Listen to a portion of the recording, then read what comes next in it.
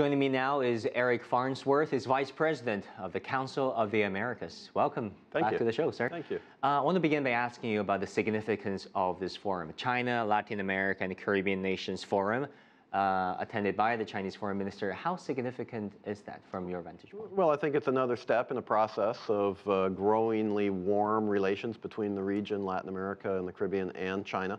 The first such meeting was held in China in 2015, and so one can sense that this is going to be an ongoing forum where they will continue to discuss things of mutual importance on the economic and political front. Well, if you think about it, it's pretty significant that China sends its foreign minister to this continent, right? Usually it goes to Africa first, which Wang Yi did, a 28-year tradition, and the second stop of his trip, Latin America. Yeah, it's something that China has done, I think, very, very well, and that is to have high-level visits, not the least of which is Xi Jinping himself and Li Keqiang, and now the foreign minister who's gone to Latin America several times. This is a constant flow of senior Chinese leaders to the region, to Latin America and the Caribbean, and I think it shows the importance that China is increasingly placing on the Western Hemisphere. Well, on the Chinese agenda, of course, we know President Xi and the Chinese cabinet has been pushing for the Belt and Road Initiative, covering 60% of the human population.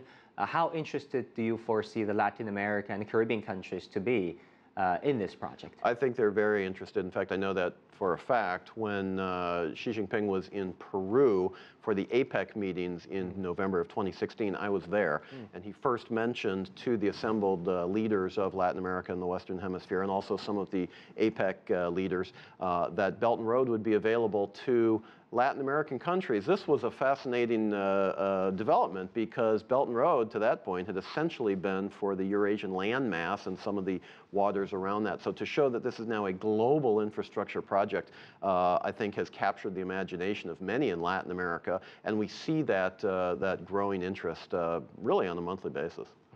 We heard from U.S. Secretary of Defense Mattis yesterday listing China along with Russia as its chief national security threat.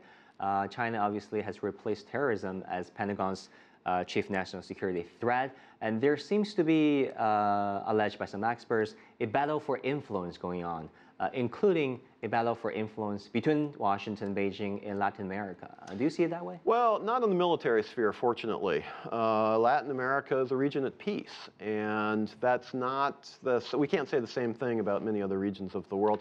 There is an ongoing shift of relative economic importance in the region. That's very, very clear. China's relative importance is growing. It's the top trade partner of Brazil and Peru and Chile and several other countries, and it certainly is growing interest. The United States remains very much engaged economically, but maybe pulling back somewhat, particularly on the trade sphere. And we'll have to see what happens over the next few days in terms of the negotiations with NAFTA, the North American Free Trade Agreement, in terms of the United States' ongoing participation with Canada and Mexico on that front. So there's definitely a shift underway. Fortunately, in my view, that's not in the military sphere, and I would project that that's not going to be a primary area for competition going forward, just because Latin America is different in that regard.